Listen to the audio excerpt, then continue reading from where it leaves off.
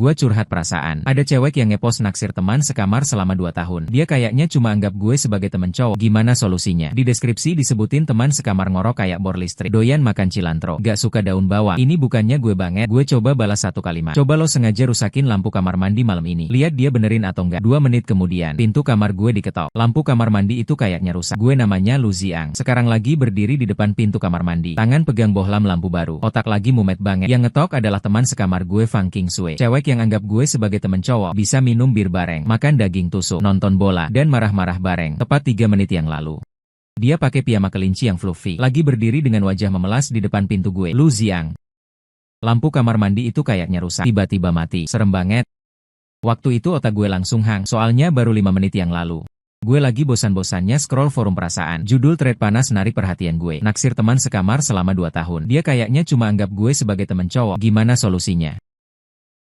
Deskripsi si pembuka thread kayak lagi baca KTP gue. Tinggi 185 cm. Penampilan lumayan lah. Cuma agak straight guy. Ngorok kayak bor listrik. Bikin orang sebel banget. Doyan banget makan cilantro. Tapi sama sekali gak suka daun bawang. Setiap pesan makanan online harus kasih catatan 800 kali. Ketawanya kayak orang bodoh. Tapi baik banget ke gue. Komputer rusak. Hujan turun, dia ingat mengirimkan payung untukku. Aku membaca satu persatu. Detak jantung semakin cepat. Bukankah ini sedang membicarakanku? Aku dan Fang Qingsui sudah tinggal bersama hampir 2 tahun. Dia tahu semua aibku. Aku juga pernah melihat. Dia mabuk berat memeluk toilet sambil menangis. Selama ini kukira kita hanya teman seperjuangan yang murni. Mungkinkah aku salah menangkap maksudnya? Di postingan itu banyak orang memberinya saran. Tembak, saudari, jangan ragu, langsung ungkapan perasaan. Hidup ini singkat, kalau tidak berhasil, langsung mabukkan dia. Masak nasi menjadi bubur. Melihat komentar-komentar ini, telapak tanganku berkeringat. Ini kata-kata apa saja ini? Dengan tidak sadar aku mendaftar akun kecil. Membalas di bawah. Kalau begitu malam ini sengaja rusakkan lampu kamar mandi. Lihat dia malu atau tidak. Kalau tanpa banyak bicara langsung datang membantumu. Berarti dia memikirkanmu. Setelah mengirim aku langsung menyesal. Aku sedang apa ini? Bagaimana kalau bukan dia? Sangat canggung. Hasilnya 2 menit kemudian, pintu kamarku diketuk. Lalu terjadi adegan di awal tadi. Sekarang aku berdiri di sini, melihat lampu di atas yang gelap gulita. Fang Qingsui berdiri di belakangku, memegang ujung piyama. Wajahnya tegang. Bisa diperbaiki tidak? Dia bertanya pelan. Menginjak bangku memutar bohlam lampu. Longgar? Ternyata tidak rusak, hanya dikendorkan. Hatiku langsung kesal dan geli. Dasar gadis bodoh.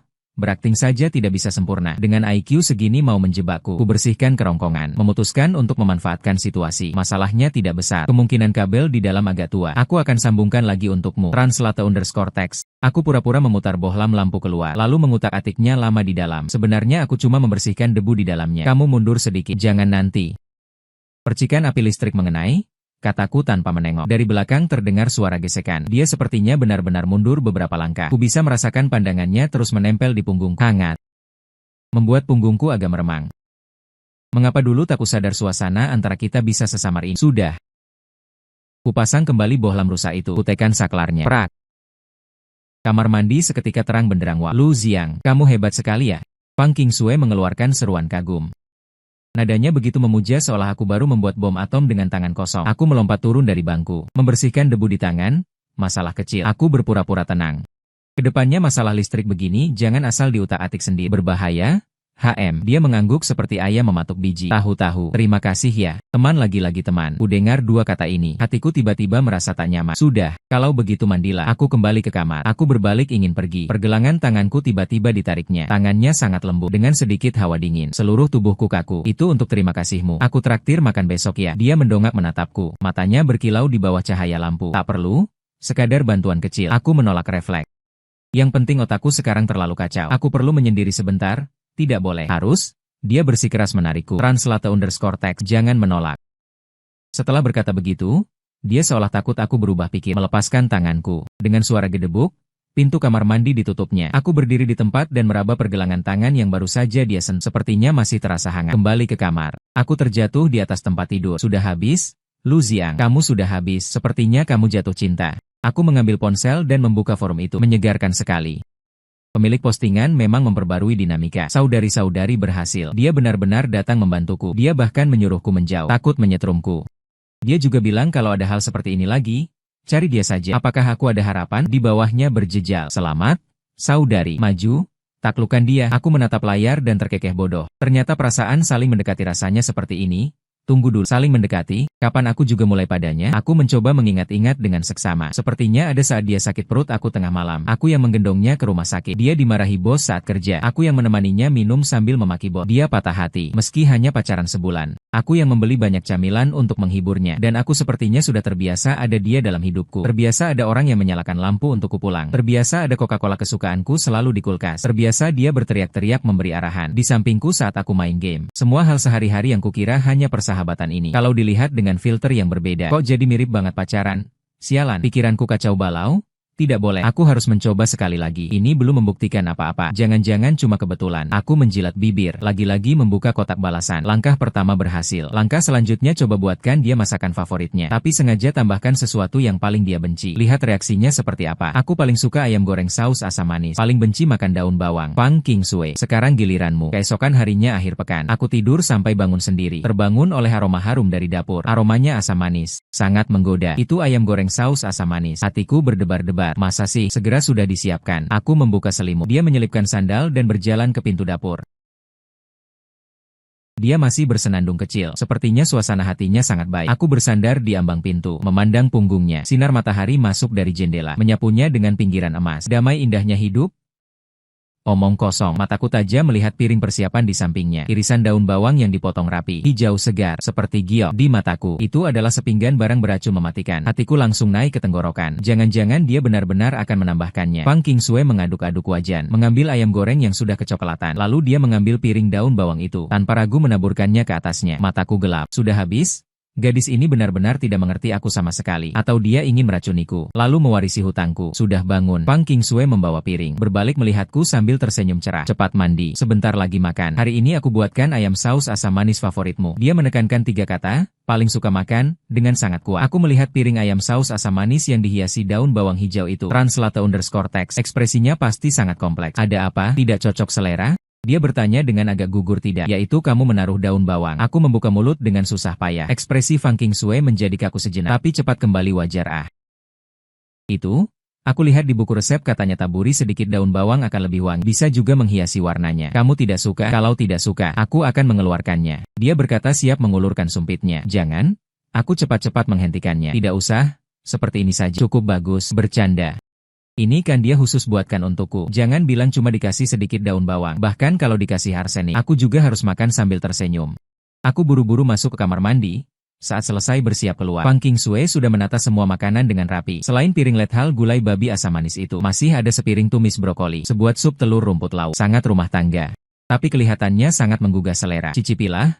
Lihat apakah keterampilan masakku ada kemajuan. Dia mencuci nasi untukku, memandangiku dengan wajah penuh harap. Aku tarik napas dalam, mengambil sepotong daging babi. Di atasnya menempel 2-3 helai daun bawang yang bandel. Dengan sumpit aku dengan hati-hati, satu persatu menyisihkannya ke pinggir piring. Seluruh proses ini bisa kurasakan.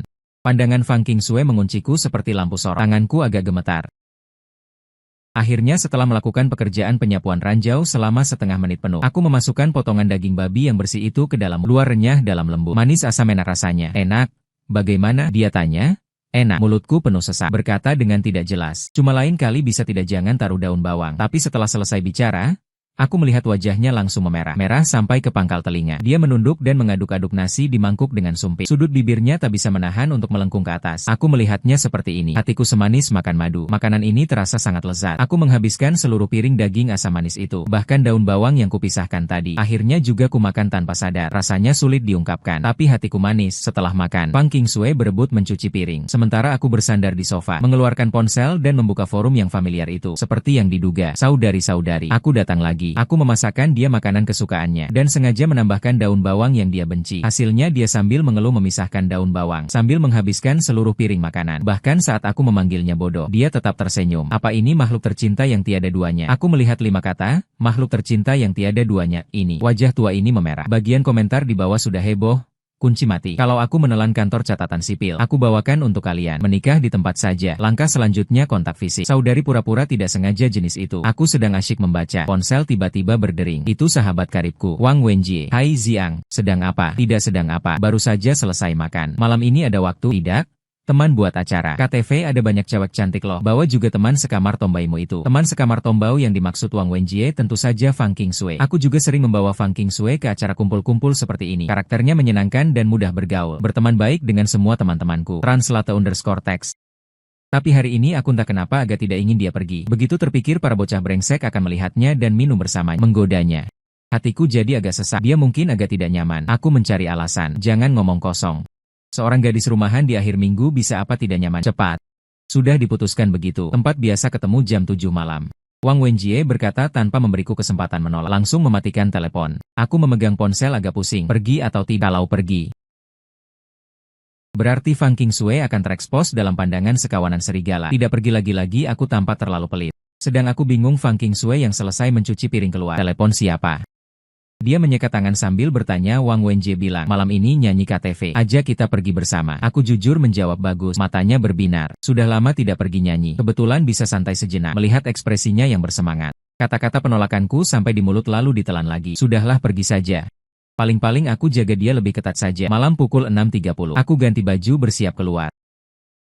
Begitu buka pintu melihat Fang Qingsui kebetulan juga keluar dari kamarnya. Lalu aku tertegun. Aku kenal Fang Qingsui 2 tahun. 90% waktunya. Dia selalu kaos dan celana jeans. Wajah polos. Sisanya 10% memakai piyama.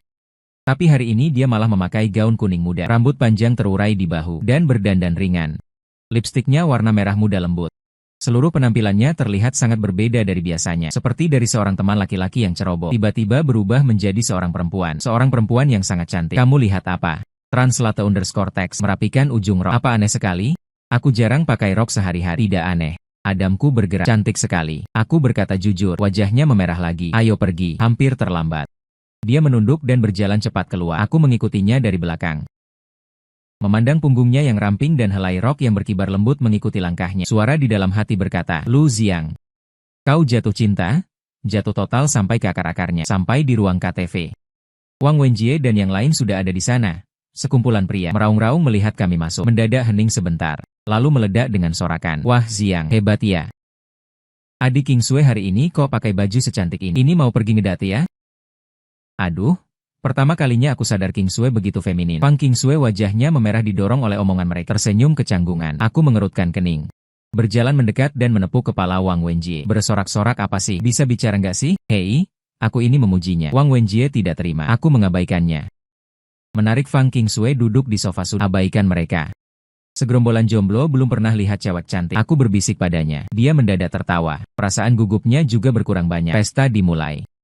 Minum, menyanyi, main dadu. Fang Qingsui cepat akrab dengan semua orang. Awalnya aku ingin mengawasinya dengan ketat, tapi toleransi alkoholnya bagus. Karakternya juga luwes, bahkan tidak perlu kuhalau minumannya. Malahan aku yang dijejali beberapa gelas. Melihat dia dan Wang Wenjie main sut. Kalah lalu mendongak menghabiskan segelas bir. Alisnya bahkan tidak berkerut sedikit pun. Perasaan tidak enak di hatiku muncul lagi. Asam sekali. Tepat pada saat itu, pintu ruangan didorong terbuka. Masuk satu orang lagi, Chen Xingye. Satu jurusan dengan kami.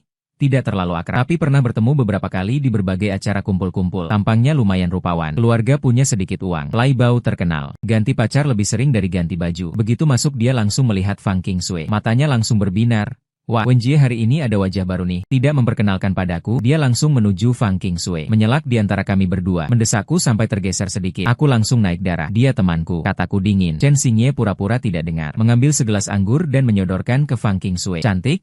Kenalan dong, aku Chen Xingye. Bisa beri muka minum segelas? Sorot matanya terang-terangan menunjukkan ketertarikan yang tak disembunyikan. Fang Qingsui agak gelagapan. Dia tidak kenal Chen Xingye. Tapi lawan begitu antusias. Dia juga tidak enak langsung menolak. Melirikku minta tolong. Amarah tak berdasar di hatiku langsung menyambar sampai ubun-ubun. Gadisku mana boleh kau perlakukan dengan begitu sembrono. Kuberai gelas dari tangan Chen Xingye. Menghabiskannya sendiri. Lalu meletakkan gelas kosong dengan keras di meja. Berkecamuk gedebuk. Dia tidak minum alkohol. Kutatap Chen Xingye kata per kata. Aku gantikan dia minum. Seluruh ruangan langsung hening. Semua orang memandangi kami bertiga. Wajah Chen Xingye agak muram. Lu Ziang, apa maksudmu? Aku minum dengan si cantik ini. Translate_text. Itu urusanmu apa? Dia kubawa. Aku berdiri. Lebih tinggi setengah kepala darinya. Memandangnya dari atas. Ku bilang dia tidak minum ya tidak minum. Kamu kok banyak komentar. Aku melangkah maju. Suasana tegang.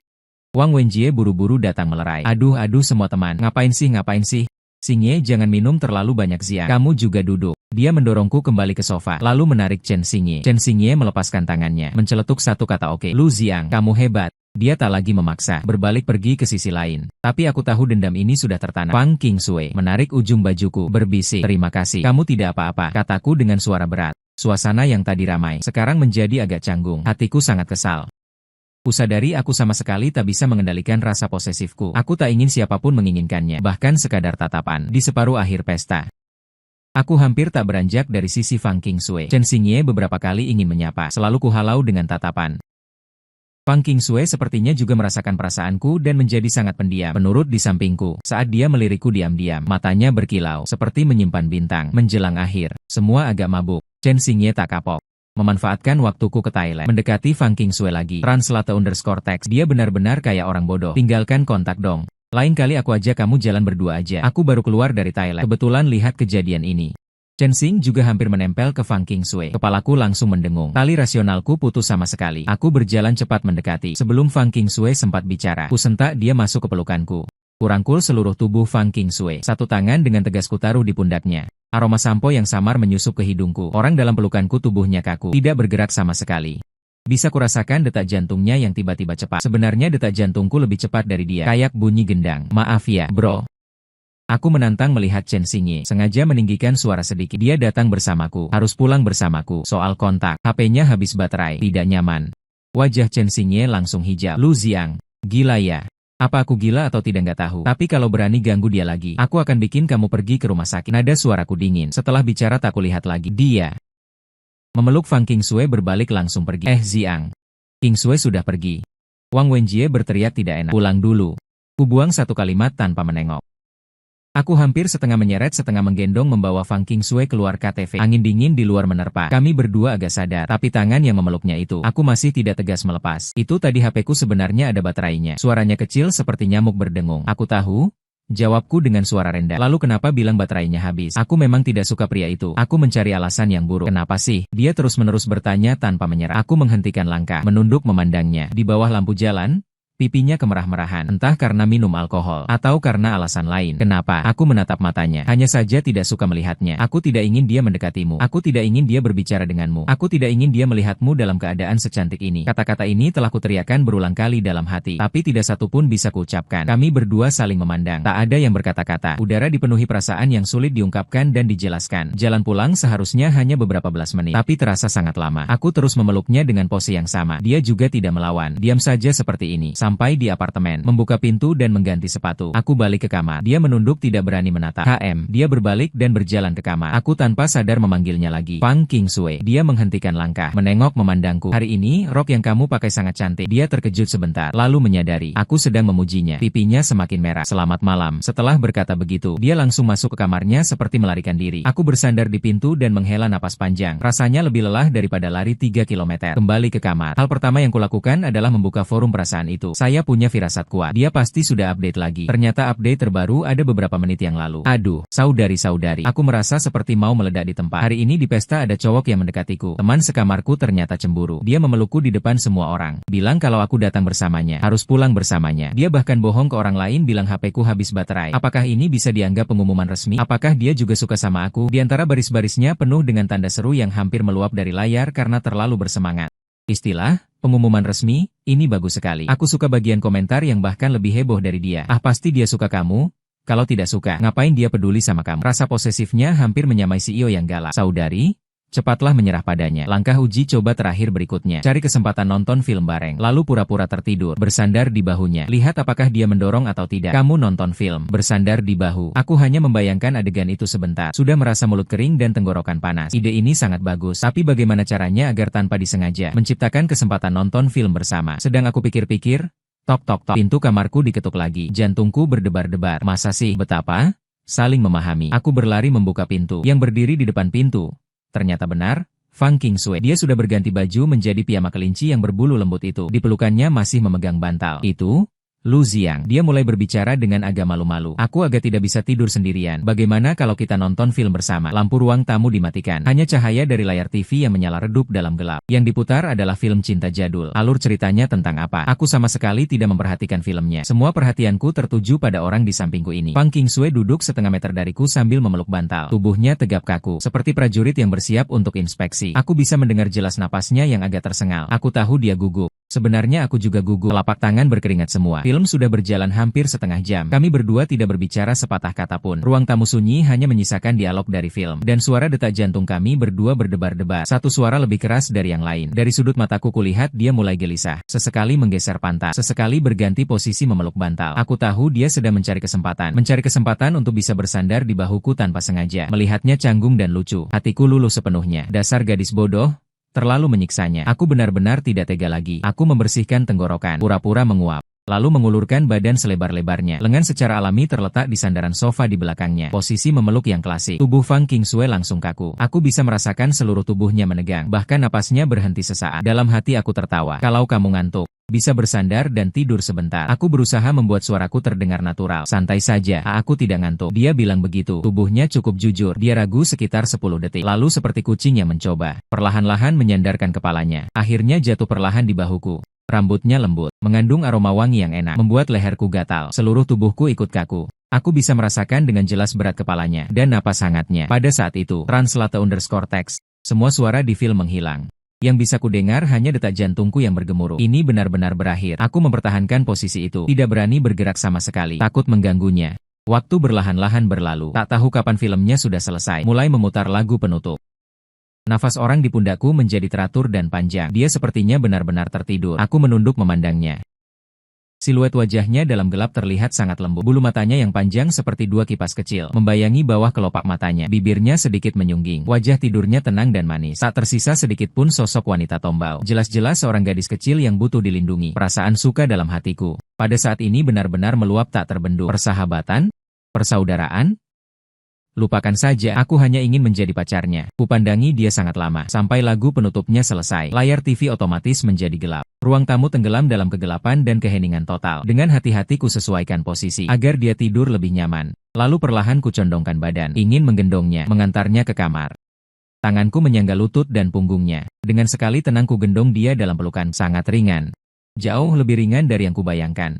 Ku gendong dia selangkah demi selangkah dengan sangat stabil. Takut guncangan kecil akan membangunkannya. Ku baringkan dia perlahan di tempat tidurnya. Ku tarik selimut dan menyelimutinya. Aku berdiri di samping tempat tidur, memanfaatkan sinar bulan redup dari jendela, memandanginya sebentar lagi. Hati ini dipenuhi perasaan puas yang belum pernah ada sebelumnya. Ini bukan lagi permainan yang kita mainkan dengan saling memahami. Aku juga terjebak di dalamnya, dan dengan senang hati menerimanya. Kurapatkan ujung selimutnya. Pada saat itu, BZZ ponselku bergetar di saku. Sudah larut malam, siapa kiranya? Aku takut membangunkan Fang Qingshui. Buru-buru mengeluarkan ponsel dan mematikan suara. Sebuah pesan dari nomor tak dikenal. Kubuka dan hanya ada satu kalimat. Jauhilah Fang Qingshui. Dia bukan orang yang bisa kau sentuh. Senyum di wajahku langsung membeku. Siapa sih ini? Bahasanya begitu sombong. Aku mengerutkan kening dan keluar dari kamar Fang Qingshui. Pelut menutup pintu. Amarah membara dari dalam hati. Kembali ke kamarku. Kubaca pesan itu berulang kali. Beberapa kali. Nomor tak dikenal menunjukkan area lokal. Bahasa ini penuh peringatan dan kesan merendahkan. Dia bukan orang yang bisa kau sentuh. Orang seperti apa aku? Aku berasal dari keluarga biasa. Orang biasa yang berusaha belajar dan bekerja keras. Mengapa tidak boleh menyentuh Fang Qingshui? Apakah Fang Qingshui adalah putri keluarga kaya yang tersembunyi? Pikiranku dipenuhi alur cerita novel picisan. Tapi segera kusanggah. Aku mengenalnya 2 tahun. Sifatnya seperti apa? Aku tidak tahukah? Kaos yang dipakai 2 tahun masih lebih dari 30 yuan. Dia sudah bilang mahal. Hobi terbesarnya adalah mengumpulkan kupon diskon. Kalau dia putri orang kaya, terlalu merakyat. Lalu siapa? Chen Xingye. Sangat mungkin baru bertengkar di KTV. Malamnya dapat pesan seperti ini. Dia terlalu picik. Semakin kupikir semakin marah. Kau siapa? Berani mencampuri urusanku dengan Fang Qingshui. Sedang berpikir apakah akan membalas dengan makian. Ponsel bergetar lagi. Masih nomor yang sama. Kali ini sebuah foto. Foto latar belakangnya adalah restoran yang didesain dengan gaya elegan. Di foto ada aku dan Fang Qingshui. Aku sedang mengulurkan tangan mengambil tisu di depannya. Dia mendongak dan berkata padaku, ini restoran barat yang kita kunjungi minggu lalu. Waktu itu untuk merayakan proyeknya yang berhasil diselesaikan. Aku yang mentraktirnya makan. Foto ini diambil dari sudut belakang kita. Ini foto sembunyi-sembunyi, seraya dingin, langsung merambat dari kakiku ke ubun-ubun. Ini bukan lagi sekadar pelecehan biasa. Ini adalah pelacakan. Aku sudah memperingatkanmu. Di bawah foto terlampir sebuah kalimat. Kepalaku langsung terkepal. Siapapun dia, perasaan diawasi diam-diam seperti ini sangat tidak menyenangkan dan membuat marah, apalagi dia menyasar Fang Qingshui. Hal ini tidak bisa dibiarkan begitu saja, tapi sekarang bukan waktunya untuk impulsif. Aku tenang diri, mulai mempertimbangkan strategi. Pertama, aku tidak boleh memberitahu Fang Qingshui agar dia tidak khawatir dan takut. Kedua, aku harus mencari tahu siapa orang ini sebenarnya dan apa maunya. Terakhir dan yang paling penting, aku tidak boleh main-main dengan permainan tebak-tebakan ambigu lagi. Aku harus mengungkapkan perasaanku pada Fang Qingshui. Aku ingin berdiri di sisinya dengan terbuka untuk melindunginya. Aku tidak mau jadi teman lagi. Aku ingin jadi pacarnya. Begitu pikiran ini muncul, tidak bisa lagi ditahan. Aku putuskan hari ini, tidak. Sekarang, aku tarik napas dalam-dalam, membuka kotak obrolan WeChat dengan Fang Qingshui. Jari-jariku gemetar ringan karena gugup dan tegang. Sudah tidur? Setelah mengirim, aku menatap layar. Jantungku berdebar kencang. 1 menit, 2 menit, tidak ada balasan. Mungkin dia baru saja tertidur. Mungkin sedang tidur nyenyak. Aku agak kecewa, tapi kupikir mungkin lebih baik. Hal penting seperti ini lebih baik diungkapkan langsung untuk menunjukkan ketulusan. Besok aku akan mengajaknya keluar, cari restoran yang bagus, beli seikat bunga. Translate_text. Dengan sungguh-sungguh memberitahunya perasaanku. Aku sedang merencanakan ponsel. Layar tiba-tiba menyala. Itu balasan Fang Qingshui. Tidak hanya satu kata. Aku terdiam sejenak. Bukankah dia sudah tidur? Jangan-jangan pura-pura tidur. Atau terbangun oleh suara saat ku bawa kembali ke kamar. Aku tak sempat berpikir banyak. Segera membalas. Keluar sebentar. Aku ada yang mau dibicarakan. Oke, lagi-lagi dibalas seketika. Ku tatap layar. Jantung berdebar kencang. Aku melompat dari tempat tidur. Berlari ke depan cermin. Mengusap rambut yang acak-acakan karena tidur, lalu merapikan kerah kaos. Sepertinya agak terlalu santai, tapi sekarang juga tak sempat ganti baju. Aku tarik napas dalam-dalam lagi, lalu membuka pintu kamar. Di ruang tamu Fang Qingshui sudah berdiri di sana. Dia masih memakai piyama kelinci itu. Rambutnya agak berantakan. Wajahnya tampak bingung karena baru bangun dan sedikit tegang yang tak mudah terlihat. Ada apa kamu mencariku? Dia bertanya pelan. Aku berjalan mendekatinya, menatap matanya. Sepasang mata itu jernih dan terang, seperti ada bintang berkelap-kelip di dalamnya. Ucapan yang telah kupersiapkan lama. Saat melihat tatapannya tiba-tiba terhenti, pikiranku kosong. Fang Qingshui. Kudengar suaraku agak serak. Sudah kututupi lama tapi tak bisa mengeluarkan lelucon. Sungguh ingin menampar diriku sendiri. Lu Ziang. Kemana kekuatanmu saat membual dengan teman-teman? Keberanianmu saat berhadapan dengan Chen Xing di KTV? Kenapa selalu gagal di saat genting? Fang Qingshui melihat keadaanku yang canggung. Tiba-tiba terkekeh. Lu Ziang. Apa yang ingin kamu katakan? Translate_text. Aku langsung mendongakkan kepala. Pupil mataku bergetar. Dia tahu. Dia tahu aku sudah lihat postingan mana. Aku berusaha mati-matian, mencoba pura-pura bodoh. Dia malah tertawa lebih keras. Matanya melengkung seperti bulan sabit. Postingan yang bilang teman sekamar ngorok seperti bor listrik itu. Wajahku memerah sebentar, langsung terbakar. Lebih merah daripada wajahnya tadi. Sekarang malu sampai ke ubun-ubun. Rupanya trik licik yang kukira hebat. Di matanya cuma lelucon belaka. Dan dia memandangku dengan mata licik seperti rubah kecil. Yang sarankan aku merusak lampu kamar mandi juga kamu ya? Aku ingin langsung mencari celah untuk menyelip masuk. Jadi dia melangkah maju, lebih dekat denganku.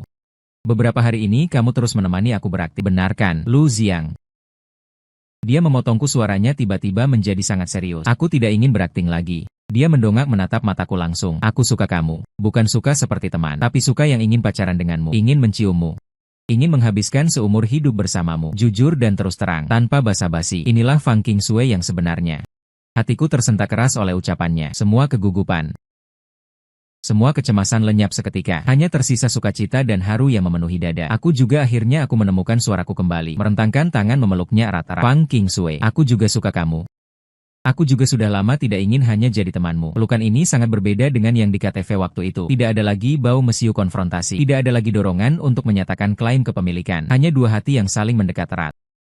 Aku bisa merasakan tubuh orang dalam pelukanku dari kaku perlahan melun, lalu merentangkan kedua lengan. Kapan kamu mulai menyukaiku? Dia bertanya dengan suara sayu di pelukanku. Aku tidak tahu. Jawabku jujur. Mungkin saat kamu demam tengah malam. Aku menggendongmu ke rumah sakit. Atau mungkin saat kamu diperlakukan tidak adil di kerjaan dan menangis seperti anak kecil di hadapanku. Atau mungkin barusan saat kamu mengakui suka padaku. Lalu kenapa tidak bilang dari dulu? Kukira kamu hanya menganggapku teman. Aku agak kesal. Siapa yang suruh kamu setiap hari memanggilku teman bro? Kamu juga sama saja. Dia tidak terima dan memukul dadaku. Kamu bahkan mengajakku minum dan main shoot dengan teman-teman bro MU. Aku kehabisan kata-kata. Sepertinya memang begitu. Kita berdua sama-sama menyelubungi diri dengan cangkang, teman, yang tebal. Perasaan suka yang tidak berani diungkapkan itu. Saling menguji, dan saling takut. Untunglah ada postingan itu. Untung dia cukup berani. Lalu bagaimana dengan orang yang mengirim SMS itu? Dia tiba-tiba teringat sesuatu. Mengangkat kepala dan bertanya padaku. Aku tertegun sejenak. Aku tidak memberitahunya tentang SMS itu. SMS apa? Aku bertanya.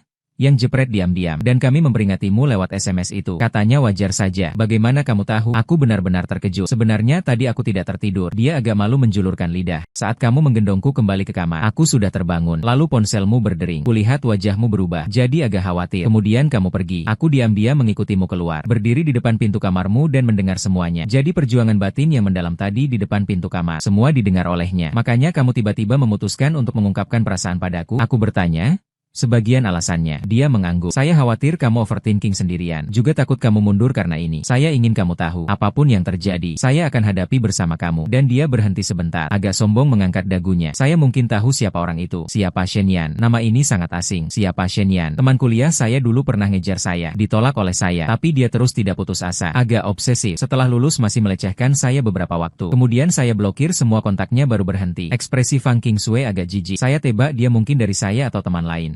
Tahu soal kami berbagi apartemen. Dengan kepribadiannya yang seperti itu, melakukan hal seperti menguntit dan memotret diam-diam sama sekali tidak aneh. Ternyata begitu, bukan saingan cinta. Cuma orang gila yang memaksa. Batu di hati saya jatuh ke tanah. Tapi amarah membakar lebih hebat. Dia mengganggumu. Saya tidak akan memaafkannya. Saya berkata dengan gigi terkatuk. Lu Xiang. Fang Qingsui memegang wajahku. Melihatku serius. Kita sekarang pacaran. Bukan? Benar. Saya tanpa ragu. Maka hal ini bukan hanya urusanmu. Ini urusan kita berdua. Sorot matanya sangat tegas. Kita selesaikan bersama. Ya, melihatnya yang serius, hati saya hangat. Inilah gadis yang saya suka. Bukan putri kecil yang bersembunyi di belakang pria mencari perlindungan. Tapi partner yang bisa berjuang berdampingan dengan saya. Baik. Saya mengangguk berat. Kita selesaikan bersama dia. Kalau begitu pacar. Translate_time. Sekarang bisakah kita melakukan sedikit hal yang seharusnya dilakukan pasangan kekasih? Dia berkata sambil berjinjit. Lalu mengecup bibirku dengan lembut. Seperti bulu yang menyentuh otakku. Bruak. Langsung meledak. Detik berikutnya, aku balik menguasai situasi, memegang bagian belakang kepalanya, dan menciumnya dengan kasar. Ciuman ini membawa semua perasaan yang terpendam selama 2 tahun, otoriter dan membara, tanpa memberi ruang. Tepat saat kami berciuman tak mau berpisah, suasana perlahan memanas. BZZZ ponselku sekali lagi berdering di saat yang tidak tepat. Masih dari nomor yang sama. Awalnya ingin langsung menutup telepon, tapi Fang Qingsui menghentikanku. Dia mengambil ponselku dan melihatnya, lalu melakukan sesuatu yang tak kuduga. Dia menekan tombol terima telepon, dan mengaktifkan mode pengeras suara. Di seberang sana hanya ada keheningan. Mungkin tidak menyangka kami akan menerima telepon. Halo, aku berbicara dengan nada dingin. Lu Xiang. Suara laki-laki yang muram terdengar. Memang benar Shen-Yan. Fang Qingsui ada di sampingku. Urusanmu apa? Aku tak sungkan-sungkan. Dia mencibir. Aku menasihatimu, jauhi dia. Kau tak pantas untuknya. Kau tak bisa memberinya kehidupan yang diinginkannya. Pantas tidaknya aku bisa atau tidak memberinya. Sepertinya bukan urusan seorang penguntit sinting sepertimu untuk menilai. Aku membalas. Fang Qingsui di sampingku mengacungkan jempol. Kau, Shen-Yan sepertinya tercekik oleh kata-kataku. Apa yang kau tahu? Aku dan Qingsui adalah yang paling cocok. Latar belakang keluarga kami setara. Aku bisa memberinya kondisi materi terbaik. Kau seorang anak miskin yang baru lulus 2 tahun. Bisa memberinya apa? Aku tertawa. Aku bisa berdiri di sampingnya dengan terang-terangan. Bukan seperti kamu. Jadi pengecut yang bersembunyi di tempat gelap dan memotret diam-diam. Aku bisa menemaninya makan di warung pinggir jalan. Juga bisa mengajaknya ke restoran mewah. Aku bisa memperbaiki lampu yang dia rusakkan. Juga bisa menggendongnya ke rumah sakit saat dia sakit. Yang paling penting, aku bisa memberinya rasa hormat dan rasa aman. Dan kamu? Shen-Yan, yang kau berikan padanya hanya rasa jijik dan ketakutan. Setiap kali aku berkata satu kalimat, napas Shen-Yan semakin berat. Kamu berbohong. Dia seperti diinjak ekornya. Suaranya berubah. Qingsui hanya sementara tertutup olehmu. Dia cepat atau lambat akan sadar bahwa akulah yang paling mencintainya. Shen-Yan? Fang Qingsui yang selalu diam tiba-tiba berbicara. Suaranya sangat dingin. Tidak ada sedikit pun kehangatan. Simpanlah omonganmu yang menyentuh diri sendiri itu. Sungguh memualkan. Qingsui. Kamu benar-benar ada di tempatnya? Suara Shen-Yan penuh dengan ketidakpercayaan. Ya? Ada apa dengan aku di rumah pacarku? Fang Qingsui dengan satu kalimat langsung memberinya hukuman mati. Pacar? Kalian sudah? Fang Qingsui terus menambah tekanan. Baru saja. Terima kasih atas gangguanmu. Kalau tidak, mungkin kami belum secepat ini menentukan hubungan. Dari sudut pandang tertentu, kamu bisa dibilang membantu. Di ujung telepon terdengar napas berat Shen-Yan. Aku bahkan bisa membayangkan dia sekarang sangat marah. Wajahnya yang mengerikan. Dan Shen-Yan, aku peringatkan kamu untuk terakhir kalinya. Nada bicara Fang Qingsui semakin dingin. Kami sudah merekam semua pesan singkat, foto, dan percakapan tadi yang kamu kirim. Jika kamu berani mengganggu kami lagi, atau melakukan tindakan yang melampaui batas, kami tidak akan lagi berunding secara pribadi, akan langsung melaporkan ke polisi. Pada saat itu, coba tebak mana yang lebih penting, latar belakang keluarga atau masa depan. Ucapan ini masuk akal dan berdasar. menggunakan pendekatan keras dan lunak. Langsung mencengkeram titik lemah Shen Yan. Orang yang menganggap dirinya tinggi seperti dia, yang paling dipedulikan adalah muka dan masa depannya sendiri. Begitu sampai di kantor polisi, meninggalkan catatan kriminal akan berdampak besar padanya. Benar saja. Telepon di ujung sana terdiam. Setelah lama sekali, baru terdengar suaranya yang penuh amarah. Fang Qingshui, kau memang kejam. Setelah berkata begitu, dia menutup telepon dengan keras. Ruang tamu kembali sunyi. Aku melihat Fang Qingshui dan tak bisa menahan tawa. Hebat ya, kekuatan tempur pacarmu kuat sekali. Tentu saja, dia membanggakan dengan mengangkat alis. Menghadapi orang seperti ini, tidak boleh memberi ruang untuk berhayal. Tapi dia agak khawatir menatapku. Jangan-jangan dia malu jadi marah. Melakukan hal yang lebih keterlaluan. Jangan takut, aku memeluknya erat. Datang tentara, hadang dengan jenderal. Datang banjir, tanggul dengan tanah. Kalau dia berani datang, aku akan membuatnya tahu. Wanita Lu Xiang bukan sembarang orang bisa mengganggu, meski bicara santai. Tapi hatiku tambah waspada. Orang obsesif seperti Shen Yan bagai bom waktu. Kau tak tahu kapan dia akan meledak. Keesokan harinya kami berdua kompak tidak membahas hal ini. Hidup seakan kembali normal, tapi sama sekali berbeda. Pergi di pagi hari aku akan memberinya salam MA. Pulang kerja akan melihat makan malam yang sudah disiapkannya. Malam hari akan berkumpul di sofa menonton film bersama. Tidak perlu lagi menjaga jarak setengah meter. Akhir pekan akan berjalan bergandengan tangan ke supermarket. Seperti semua pasangan biasa. Kami bahkan bersama-sama login ke forum emosional itu. Di bawah post itu, atas nama kami berdua memposting update baru. Halo semuanya. Kami adalah pemilik pos dan teman sekamarnya yang mendengkur seperti bom. Kami sudah bersama. Terima kasih atas doa dan sarannya. Juga terima kasih untuk teman yang diam-diam membantu. Meski caramu sangat aneh. Kami tidak menyebut nama. Tapi percaya Shen Yan jika melihat pasti akan mengerti. Ini adalah peringatan terakhir kami untuknya. Juga pernyataan terbuka untuk hubungan kami ini. Setelah postingan diterbitkan, langsung meledak. Ucapan selamat dan 99 membanjir masuk. Melihat ucapan selamat yang tulus itu, aku dan Fang Qing saling tersenyum. Semuanya berkembang ke arah yang baik. Tapi kami sama-sama meremehkan kegilaan Shen Yan. Beberapa hari kemudian, Universitas Fang Qingshui mengadakan acara perayaan sekolah. Dia sebagai perwakilan lulusan berprestasi, pergi kembali untuk menghadiri. Tepat pada malam sebelum perayaan sekolah, akun forum yang sudah lama tidak aktif tiba-tiba bergerak lagi. Shen Yan menggunakan akun anonim baru yang baru didaftarkan, memberi komentar menyeramkan di bawah postingan kami. Jika aku tidak bisa mendapatkannya, maka akan hancurkan Fang Qingshui dengan tanganku sendiri. Perayaan sekolah besok. Kita bertemu di sana. Saat melihat komentar itu, hatiku gugup. Hancurkan? Apa yang ingin dia lakukan? Aku segera menunjukkan ponselku ke Fang Qingshui. Wajahnya juga tampak muram. Dia ingin membuat keributan di acara perayaan sekolah. Jangan pergi. Langsung kukatakan. Terlalu berbahaya.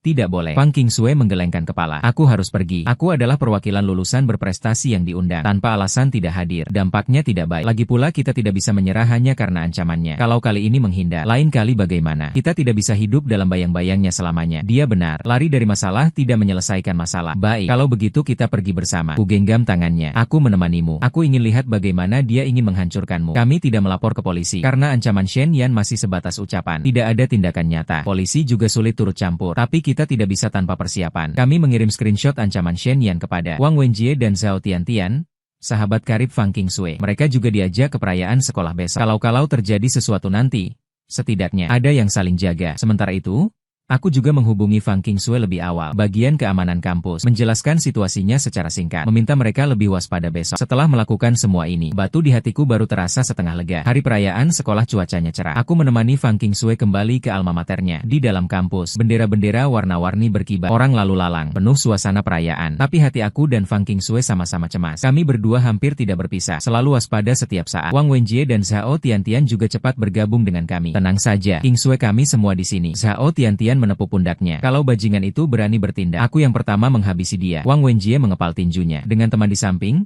suasana tegang mereda cukup banyak. Upacara perayaan diadakan di auditorium besar sekolah. Kami mencari sudut yang tidak mencolok untuk duduk. Aku memandang sekeliling, mencoba menemukan bayangan Shen Yan di kerumunan. Tapi terlalu banyak orang, sama sekali tidak ketemu. Upacara dimulai. Sambutan pemimpin, penampilan siswa, semua berjalan normal. Ketika Fang Qingshui sebagai perwakilan naik panggung berpidato, jantungku serasa sampai di tenggorokan. Aku menatap ketat sekitar panggung. Khawatir Shen Yan tiba-tiba muncul dari mana saja. Untungnya tidak terjadi apa-apa. Pidato Fang Qingshui sangat bagus, mendapatkan sambutan meriah. Setelah turun panggung dia kembali ke sampingku. Kami berdua sama-sama lega. Jangan-jangan Shen Yan hanya gertak sambal tidak berani datang. Upacara berakhir. Translate_text. Kerumunan mulai berjalan keluar. Tepat saat kami mengikuti aliran orang keluar dari aula, terjadi sebuah kejadian tak terduga. Sosok seseorang tiba-tiba muncul dari balik pilar di samping, langsung menerjang Fang Qingshui. Itu Shen Yan. Di tangannya masih memegang sebotol kecil cairan tak di Fang Qingsui. Dasar wanita jalang, aku tidak bisa mendapatkanmu. Jangan ada orang lain yang berharap mendapatkannya. Wajahnya mengerikan. Keadaan seperti orang gila. Kerumunan di sekitar meneriakkan jeritan. Berhamburan menghindar. Pada saat itu, otakku kosong. Reaksi tubuh lebih cepat daripada pemikiran. Dengan cepat kutarik Fang Qingsui ke belakangku. Sementara aku sendiri maju menghadap. Bersamaan aku mengangkat kaki. Dengan sekuat tenaga menendang perut Shen Yan dengan keras. Shen Yan menjerit kesakitan. Ditendangku hingga terus mundur. Botol di tangannya juga terlepas. Jatuh ke lantai. Aroma menyengat langsung menyebar. Itu asam sulfat. Punggungku serasa dikeluarkan keringat dingin. Jika cairan itu mengenai wajah Fang Qingsui, akibatnya tidak akan terbayangkan. Kemarahan langsung menelan nalarku. Aku berlari dan menarik kerah baju Shen Yan. Menekannya dengan keras ke lantai. Cari mati? Pukulanku jatuh seperti hujan. Berhenti. Jangan pukul lagi. Wang Wenjie dan satpam yang datang baru bisa menarikku. Shen Yan sudah kupukul hingga babak belur, meringkuk di lantai mengerang. Fang Qingsui berlari, memelukku erat-erat. Tubuhnya masih sedikit gemetar. Kamu tidak apa-apa? Apakah dia terluka? Dengan cemas memeriksa tubuhku. Aku tidak apa-apa. Kuhibur dengan menepuk punggungnya. Bawa dia pergi. Satpam mengangkat Shen Yan dari tanah. Dia menatap kami. Matanya dipenuhi kebencian. Fang Qingsui Lu Xiang. Aku tidak akan membiarkan kalian lolos. Benar? Fang Qingsui melepaskan diri dari pelukanku, berjalan mendekatinya. Dia mengangkat ponselnya. Layar sedang memutar sebuah video. Video itu menunjukkan Shen Yan menerjang, serta kata-kata yang dia teriakan tadi. Semua yang terjadi tadi kami rekam. Saksi dan bukti lengkap. Percobaan penganiayaan sengaja. Cukup membuatmu kewalahan. Suaranya dingin dan menakutkan. Wajah Shen Yan langsung pucat pasi. Dia tahu dirinya hancur. Kali ini bukan ancaman, bukan peringatan, tapi kehancuran abadi yang sesungguhnya. Melihat Shen Yan dibawa pergi satpam, kerumunan orang pun berangsur bubar. Sebuah farce akhirnya berakhir. Di bawah sinar matahari senja. Aku menggandeng tangan Fang Qingsui berjalan di jalan setapak kampus. Semuanya sudah berakhir. Ku bilang. Ya? Semuanya sudah berakhir. Dia bersandar di pundakku. Perasaan lega dan kedamaian setelah selamat dari bahaya menyelimuti kami. Aku berhenti melangkah. Berbalik menatapnya dengan serius. Fang Qingsui, menikahlah denganku. Aku tidak punya cincin, tidak ada bunga, bahkan tidak ada upacara lamaran yang layak. Tapi tatapanku sangat tulus. Dia terkejut, lalu matanya memerah sambil tersenyum. Lu Xiang, ini kan memanfaatkan keadaan. Pokoknya aku merajuk. Katakan saja, mau menikah atau tidak? Dia tersenyum sambil menitikkan air mata. Mengangguk berat. Aku mau menikah. Sudah 3 bulan sejak lamaran di acara perayaan sekolah. Shen Yan dihukum karena percobaan penganiayaan sengaja. Hidup kami benar-benar kembali tenang dan manis sampai membuat mual. Kami pindah dari apartemen sewa bersama itu, menggunakan tabungan berdua untuk membayar uang muka, membeli sebuah rumah kecil milik kami sendiri. Meski tidak besar, tapi sangat nyaman. Di sofa ruang tamu, aku sedang memeluk tunanganku sambil melihat ponsel bersama. Di layar ponsel adalah forum perasaan yang mengubah takdir kami. Postingan tentang naksir diam-diam teman sekamar selama 2 tahun itu sudah menjadi trending topik tahunan. Di update terakhir kami, dia melamarku. Aku menerimanya, mendapatkan puluhan ribu like. Komentar di bawahnya penuh dengan iri dan cemburu. Ini adalah pasangan paling manis yang kusukai tahun ini. Pemilik posting dan suami harus bahagia ya. Aku tidak peduli uang angpau. Aku sudah kasih. Tolong menikah di tempat. Fang Qingsui membalik satu persatu. Tertawa sampai matanya berbinar. Kamu pikir kita harus berterima kasih pada Shen Yan? Dia tiba-tiba bilang, untuk apa berterima kasih padanya? Bersyukur padanya. Hampir membuatmu cacat. Aku berkata kesal. Bukan begitu. Dia mencubit pipiku. Kalau bukan karena dia, kita mungkin belum cepat-cepat bersama. Kamu juga tidak akan cepat-cepat melamarku. Dia adalah asis terbesar yang disertifikasi resmi. Itu memang benar. Aku setuju. Saat dia keluar, kita harus memberinya spanduk kehormatan. Siapa lagi yang pantas menjadi mak comblang terbaik? Kami saling memandang dan tidak bisa menahan tawa. Setelah tertawa, dia menyandarkan kepalanya di dadaku, mendengar detak jantungku. Lu Xiang, HMPH. Sekarang kamu masih mendengkur tidak saat tidur? Aku jawab, kenapa? Jijik padaku? Tidak. Dia menggelengkan kepala, menggosok-gosokkan kepalanya di pelukanku. Hanya merasa dengan mendengar suara dengkuranmu baru tidur nyenyak. Pada suatu ketika, translate_text. Itu adalah suara bor yang membuatnya ingin mati. Sekarang telah menjadi lagu pengantar tidur yang menenangkannya. Cinta memang hal yang luar biasa. Ia bisa mengubah semua kekurangan seseorang menjadi kelebihan yang menggemas. Ngomong-ngomong, aku tiba-tiba teringat sesuatu. Postinganmu yang awalnya bilang penampilanku cukup oke. Apa maksudnya? Suamimu. Wajahku ini hanya tingkat cukup oke. Aku memegang dagunya, membuatnya menatapku dengan ekspresi. Aku tampan, cepat puji aku. Dia menahan tawa. Dengan serius mengamatiku sejenak, lalu berkata dengan sungguh-sungguh. Sekarang lihat tingkatnya sungguh luar biasa tampan. Ini baru benar. Aku tersenyum puas, menunduk dan mencium bibirnya. Di luar jendela malam lembut, di dalam ruangan kehangatan mesra. Aku mengambil ponsel dan login ke akunku. Di akhir postingan itu dengan hikmat mengetik satu baris kalimat, lalu mention Fang Qingsui. Halo semua. Aku adalah suami si TS yang mendengkur seperti bor. Kabar terbaru. Rumah sudah dibeli, tanggal pernikahan ditentukan, buku merah juga sebentar lagi. Terima kasih semuanya. Kami sangat bahagia. Setelah mengirim aku melemparkan ponsel, menggenggam pengantinku, melangkah pasti menuju kamar tidur. Malam pengantin singkat, jalan masa depan masih panjang, tapi selama di sampingnya ada dia.